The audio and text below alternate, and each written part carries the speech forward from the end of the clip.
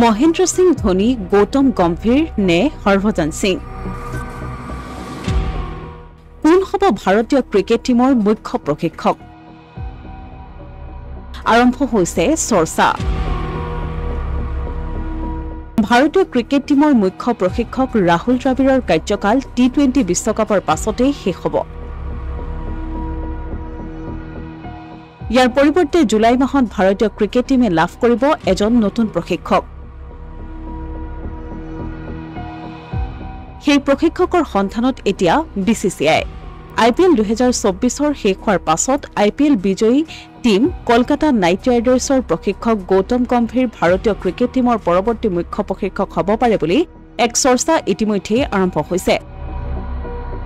27 বিধ মুখ্য প্ৰশিক্ষকৰ বাছনিৰ বাবে আবেদন কৰাৰ আছিল শেষ তাৰিখ। ইয়াৰ পাছতেই এতিয়া আৰম্ভ হৈছে চৰ্চা। কিন্তু ভাৰতীয় দলৰ মুখ্য প্ৰশিক্ষক হ'বলৈ কিছুমান যোগ্যতা থকাৰ প্ৰয়োজন। BCCI প্ৰকাশ কৰা অনুসৰি মুখ্য প্ৰশিক্ষক হ'বলৈ হ'লে 60 বছৰতকৈ বয়স কম হ'ব লাগিব। 30খন টেষ্ট মেচ আৰু 50খন এদিনীয়া আন্তঃৰাষ্ট্ৰীয় মেচ খেলাৰ অভিজ্ঞতা থাকিব লাগিব। IPL অথবা আন আন্তঃৰাষ্ট্ৰীয় খেলত 3 বছৰ প্ৰশিক্ষক হিচাপে থকাৰ অভিজ্ঞতা হ'ব লাগিব। লগতে BCCI লেভেল 3 চাৰ্টিফিকেট থাকিব লাগিব। উল্লেখযোগ্য যে গৌতম গম্ভীৰৰ লগতে BVS লক্ষ্মণো ভাৰতীয় দলৰ মুখ্য প্ৰশিক্ষক হ'ব পাৰে বুলি চৰ্চা হৈছে।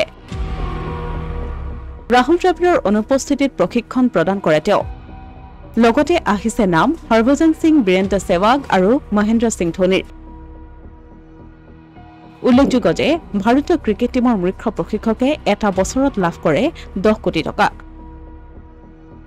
Asomiya Pratidin digital desk.